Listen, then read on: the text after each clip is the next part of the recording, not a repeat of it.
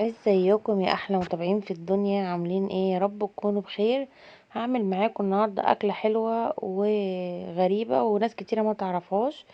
هنعمل صينيه اللسان عصفور، وهنعمل الملوخيه ونشوف اسرارها وهي خضرة ازاي وكده. بصوا، اللسان عصفور مش معجن ولا اي حاجه، رغم ان انا مش محمراه ولا حاجه. يلا بقى، قبل ما نبدا الفيديو ما تنسوش اللايك، ويلا نسمي الله ونشوف مقاديرنا ونشوف كل التفاصيل في الحلقه. صباح الفل على احلى متابعين في الدنيا، يا رب تكونوا بخير. النهارده هعمل معاكم ملوخيه، وهنعمل صينيه لسان عصفور. في ناس كتيره بتحمرها، لا احنا هنعملها بطريقه حلوه، ولا هتعجن ولا حاجه، وخليكم معايا. اول حاجه هسلق اللحمه علشان هنعمل الملوخيه. معايا لحمه كده، بصوا انا مقطعاها مكعبات، وحاطه كده حتتين فوق الوش كده سمين، بس هي كلها بصوا حمرا ازاي اهي. انا بصراحه بصوا بجيب من جزار تحفه. بصوا لحمته عامله ازاي، بصوا اللحمه. ما شاء الله لحمته حلوه جدا، وانا ان شاء الله هبقى اعمل لكم عنده حلقه واوريكم لحمته عامله ازاي هناك.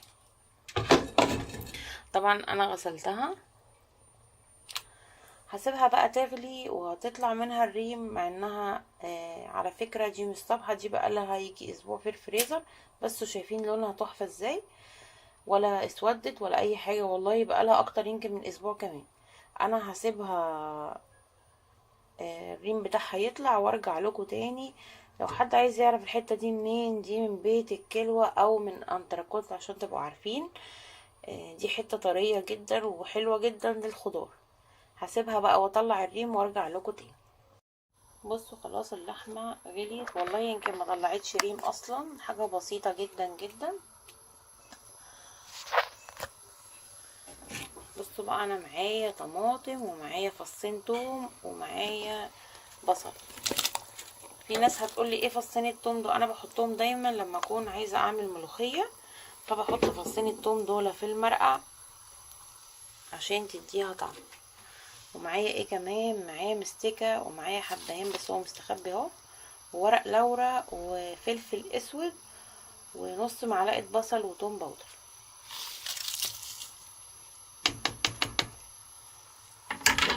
اقول بسرعه كده. ومعايا كمان ورقه ماجي، بس هي كانت مستخبيه تحت. يعني معايا ايه؟ حطيت بصل، حطيت طماطم، حطيت، طبعا انا عشان مش حاطه غير طماطمايه واحده هحط كمان معلقه صلصه. نقول كده سريعا عملنا ايه مع بعض: بصل وطماطم وفصين توم، ورق لورا، مستكه، حبهان، بصل باودر، توم باودر، ورقه ماجي، وفلفل اسود، ورشه بهارات او جوز الطيب. بس البهارات او جوز الطيب حاجه بسيطه جدا عشان ما تغيرش طعم الشوربه.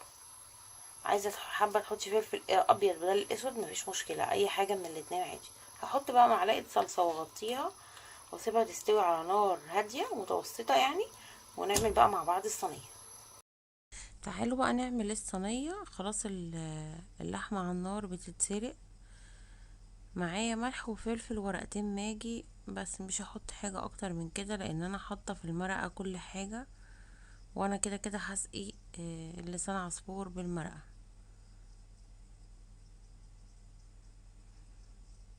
طبعا دي بصلايه كبيره او بصلتين متوسطين زي ما انت عايزه.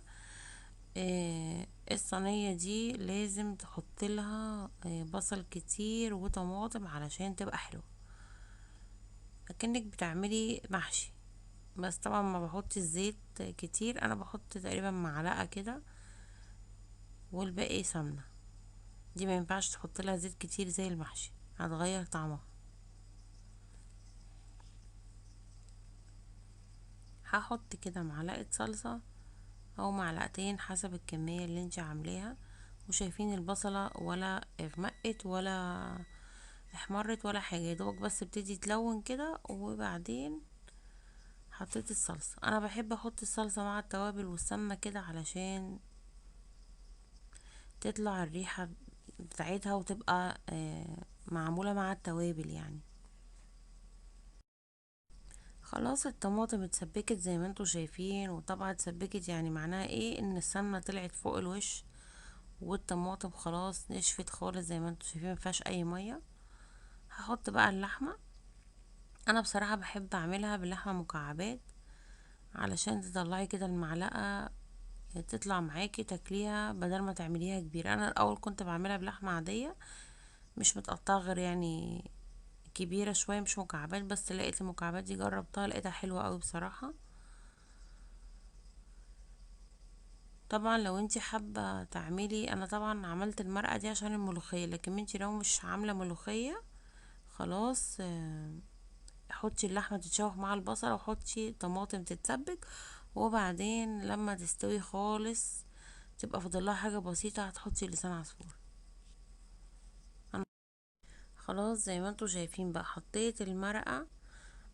انا اللحمة ما كانتش مستوية قوي، يعني سبتها كده فاضلها ربع ساعة، رحت حطاها وحطيت مرقة وحطيتها تستوي معاها كده، علشان اللحمة برضو تنزل الصوص بتاعها. لما تغلي بقى كويس واحس ان اللحمة خلاص هسقط اللسان عصفور. بصوا اهي طبعا قعدت تغلي اللحمة مع الدمعة يعني، او الطماطم او الصلصة، لغاية طبعا ما نشفت شوية. انا دلوقتي هحط لسان عصفور زي ما انتوا شايفين ابيض كده مش متحمر، لاني اصلا التخديعة فيها سمنة طبعا وكل حاجة، فهتحمريها كمان اكنك بتشربي شوربة، مش طعمها بيبقى حلو. الناس كتيرة ممكن تقولي نية هتعجن، لا مش هتعجن، اعمليها زي ما انا بعملها ومش هتعجن منك. لما تيجي تحطيها ما تبقاش المية كتير فيها، يعني تبقى التخديعة زي ما انتوا شايفين تقيلة وماسكة نفسها.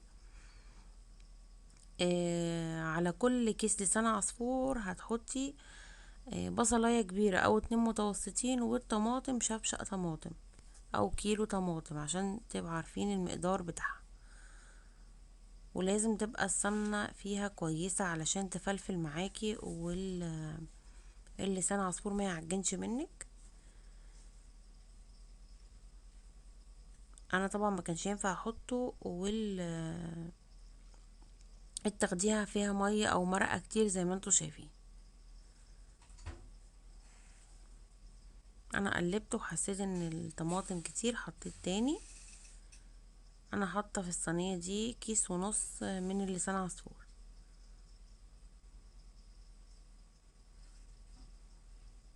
هتشوفوا في الاخر لونها هيطلع تحفه، ومش هتطلع معجنه ولا اي حاجه.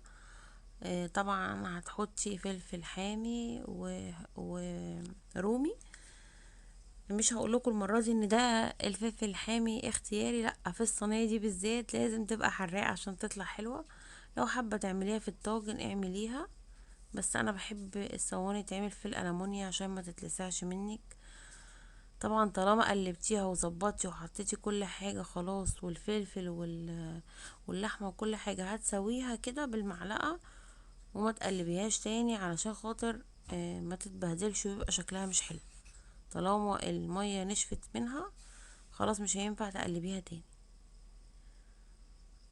زي ما انتوا شايفين كده انا بسويها. ما تدخلهاش الفرن وتبقى المرقة بتاعتها عايمة فوق الوش عليها ولا حاجة، لا هي بتتشرب 3 4 دقايق كده على النار، يا دوبك بس تحسي ان فيها شوية مرقة بسيطة. بصوا انا حسيت ان هي عايزة مرقة طبعا، لانها لما حطيت اللسان عصفور نشفت. انتوا عارفين ان لسان عصفور والشعرية والحاجات دي بتمتص السائل، بس طبعا مش بخلي المرقة مغطياها زي الرز، لا يا دوبك بس تحسي ان هي فيها مرقة.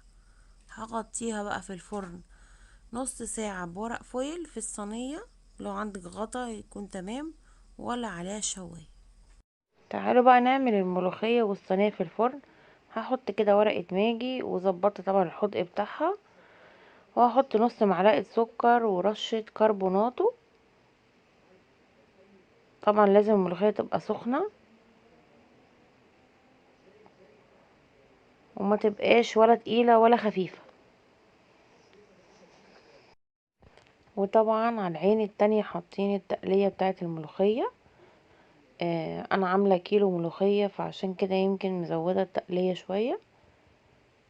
بس انا ما بحبش اخفف الملوخية غير لما احط المرقة. بحط حبة يعني، بسخن المرقة كلها، بحط نصها واسيب نصها وازود تدريجيا لو عايزة. طبعا لازم تكون الملوخية سخنة بس ما بتغليش، والتقلية تبقى سخنة معاكي، الاتنين يبقوا مع بعضيهم. ولما التقلية تتحمر هرجع. خلاص التقلية اتحمرت خالص اهي. هحط بقى الملوخية. الحركة دي حلوة جدا، ما بتخليش التقلية تبرد بسرعة.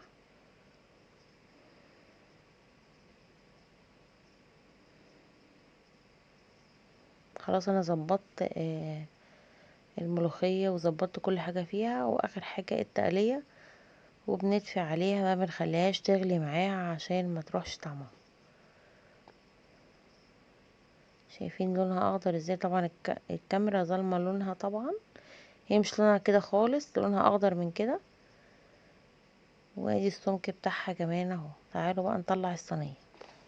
خلاص الصينيه خرجت من الفرن، شايفين شكلها؟ طبعا الكاميرا مفيش، طبعا مش بتجيب اللون الحقيقي. شايفين لونها تحفه ازاي؟ وطبعا والله طعمها تحفتين، والله بجد كانت طالعه خطيره بجد، نفسي ادوقها لكم. شايفين الواحدة بوحدتها ازاي ومش معجنة ولا اي حاجة. ما تنسوش بقى اللايك والشير، واقول لكم سلام عليكم.